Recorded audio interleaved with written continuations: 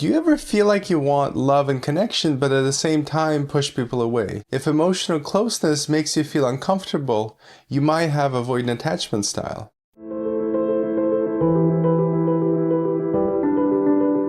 Avoidant attachment is a strategy developed early in life as a way to cope with emotional neglect or rejection by the caregivers. If you learned early on that expressing your emotions and your attachment needs didn't actually lead to attunement and a satisfactory meeting of those needs, you may have instead adapted and learned to suppress your feelings and also not show your attachment needs. That way you can't be rejected and you can't feel that painful experience. This doesn't mean you don't want love. What it does mean is that at some level, the experience of expressing your attachment needs, of wanting connection, is wired with rejection or danger, of feeling hurt and sad. And most dismissive adults actually have an experience of hypoactivation, where they're more or less in this suppressed shutdown state, and it's a range. On the more disorganized, fearful end of things, it becomes quite dissociative.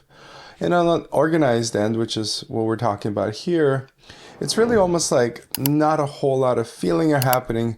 Life doesn't have that passion, that intensity. Other people may find you flat. And here are some of the common signs of dismissive avoidant attachment. First, most people with dismissive attachment prefer logic, intellect, thinking through things rather than feeling. So it's a very cognitive experience. And then secondly, most relationships, especially intimate relationships, feel like you're always on the back, on your heels, trying to lower the intensity. Maybe you even feel suffocated in relationships, and other people are needy, clingy, things like that. You may find yourself avoiding closeness or deep, intimate conversations, instead preferring more like activities, tasks. You may engage with people in close ways, but it's more like instead of looking towards each other, getting that closeness, it's more like you're side by side next to each other. So for example, it could be sports, activities of all kinds, where intimacy isn't primary. It's almost like a byproduct of whatever the task is that you're both involved in. And most dismissive people tend to describe themselves as competent and independent, and they do tend to be quite capable. And then last is that when things get intense or you may feel stressed or overwhelmed, you tend to withdraw, to auto-regulate, to self-regulate, find ways to settle on your own. So for example, electronics, reading a book, going for a solo walk or hike. Avoidant attachment isn't permanent. You can actually begin to shift and move towards security and eventually earning security, establishing secure functioning relationships starting now. And the primary course correction has to do with turning towards closeness, turning towards your attachment expressions, your emotional needs. And the difficulty, of course, is that when you do go into that over all those years of feeling rejected and not feeling those feelings, you're going to find quite a bit of sadness, quite a bit of experiences of rejection or neglect. And most people don't actually want to do that or feel that. Yet it's the first step in order to get your attachment system to fire on, to turn on, to feel that longing for connection that's always there. And it's actually going to bring you close and make you feel safe in relationships. You have to get through this largely suppressed, unmetabolized experience of sadness or grief. So how does dismissive avoidant attachment form? Well, research shows that early in childhood, parents of children that learn these kind of shutdown, dismissive avoidance strategies, they tend to be rejecting of the child cries for closeness. For example, the child may raise their hands, and instead of picking them up and meeting that need for the child, the parent may actually actively reject the child. Sometimes it goes to the point where the child is mocked for having attachment needs, or the parent may say, oh, a big girl like you doesn't need mommy. Or, we don't feel sadness here. Basically, it can be that blatant. Sometimes it's more implied that certain feelings are not allowed, certain expressions are not allowed.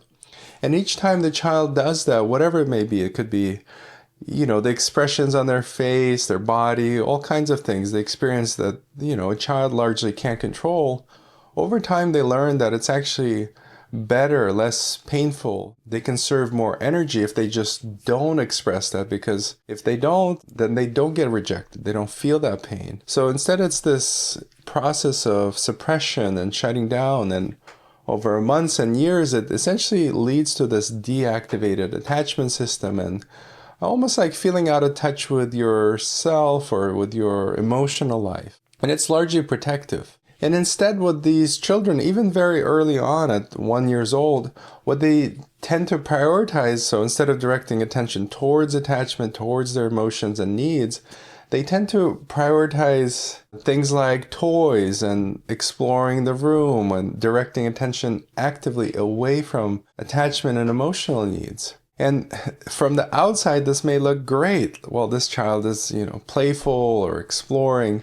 What you have to understand is this child is actually feeling intense anxiety. So you can measure the saliva cortisol.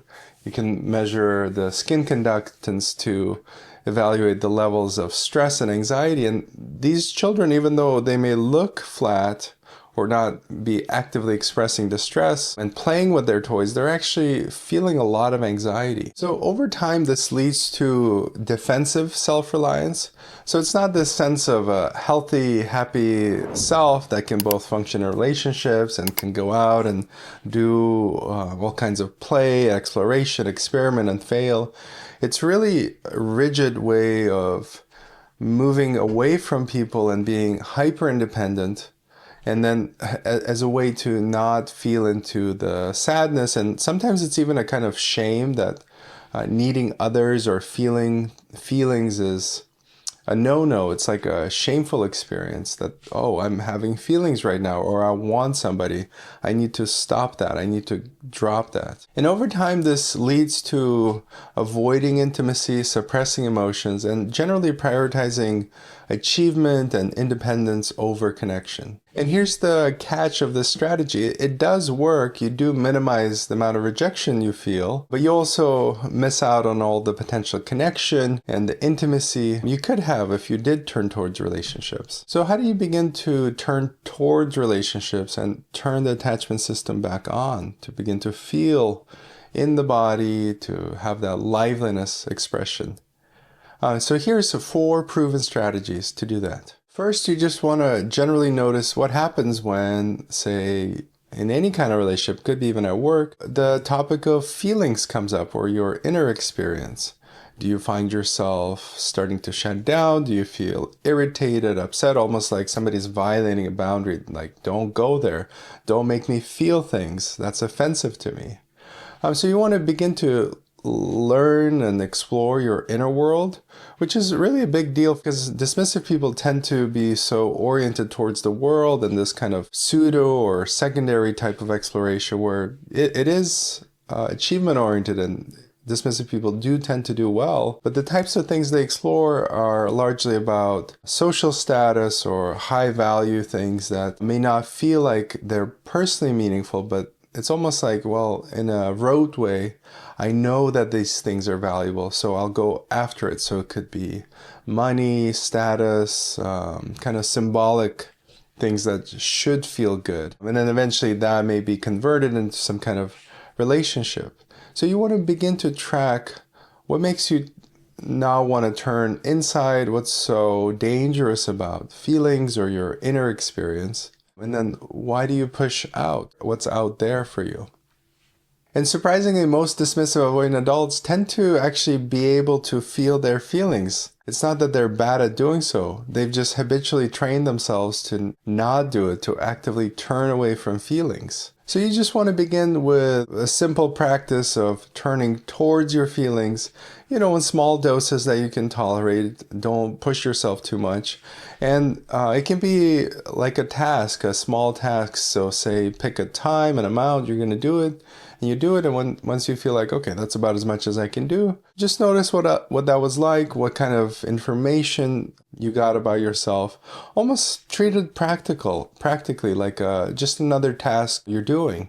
One simple way to reorient towards feelings in your inner world is to, when you're sharing, when you're in groups with other people, instead of saying I think or being very logical, just even changing up the language and beginning to say I feel, prompting yourself into the feeling experience, actually help course correct and begin to open up that part of your world. And as you get better at doing that, and if you have people that are safe and reliable that you can begin to share with, you want to start to get into things that may feel somewhat vulnerable or uncomfortable. You can begin by sharing something you may actually want in a relationship and see how that goes. Of course, you want to start quite small in the beginning and then see how the other person does with it. If it goes well, you can keep going and over time build up that sense of consistency, reliability, and that you can really trust the other person, that you can trust the way opening up in relationship is working out here. And on the longer time scale, you want to begin to remap your attachment system. So you may have really good avoidance strategies which do work, and then they of course come with some caveats. And then you want to actually develop a new and separate model for more secure functioning in relationships. And some of the work I do, like the ideal parent figure protocol, the 3 pillars approach, can actually not only help you learn new skills and learn to have metacognitive awareness, you can actually remap the attachment strategies you have and learn the secure strategies. And then as you're doing the attachment repair work, you also want to simultaneously, if possible, begin to move your relationships towards secure functioning. So most avoidant people find themselves in this kind of relationships where they feel like the other person is too much and clingy and always pursuing them, violating their boundaries, and that they have to be cold or shut down in order to stay regulated and not feel like their boundaries are getting violated. So generally, there's a few things you can do now to begin to move towards secure functioning in relationship. And to be quite practical with relationships, you can begin to move them towards secure functioning even if you're finding yourself mostly using these avoidance strategies. So the first way you can do that is basically let the other person know, especially if you have an intimate partner, that if you do feel overwhelmed or you need to withdraw, have some alone time, that you still care about them, that the relationship is not over. And you can find your own way of saying that. And that kind of stability, non-threatening of the relationship really goes a long way. And then the other way you can do it is maintain your own boundaries, maintain your own sense of self and regulation enough that you can still be present, show up in the relationship. So not necessarily disengage or withdraw. So see how much you can be in the relationship, be open to it. So this is more about reaching out. And then lastly, you want to begin to track what exactly is happening when you become overwhelmed or need to withdraw in relationship. And oftentimes there's a kind of fear or sadness, some kind of feeling that begins to leak through that's too much to suppress in the context of relationship. So you need to withdraw in order to lower the intensity of that experience. You really want to closely track that and do it while you're in the relationship so you can catch it in the moment. And overall, the goal isn't to force intimacy or to get ourselves to be closer to other people, even if it doesn't feel right. Instead, we're actually trying to build up a kind of safety and trust that takes time as we begin to let our attachment system turn on, as our emotions become more conscious. And then this is a process that little by little we begin to feel these things, be more vulnerable, and allow for connection and expression of your attachment needs in relationships. And avoidant attachment isn't fixed. Research shows that you can move towards earning security with intentional practice, like the ideal parent figure protocol and attachment repair. So if you're recognizing these patterns in yourself and some of this content sounds familiar, you may be ready for a change. And most dismissive people ask for help or begin some kind of therapeutic work at the point where they can no longer suppress the sadness or the grief. So typically a relationship will fail yet again. They withdraw, they can't help themselves but withdraw, or they're stuck just pursuing achievement over and over again, all the while feeling terribly about themselves. So I just want to say, if you do reach out, if you are interested in getting better, it's actually not a sign of weakness.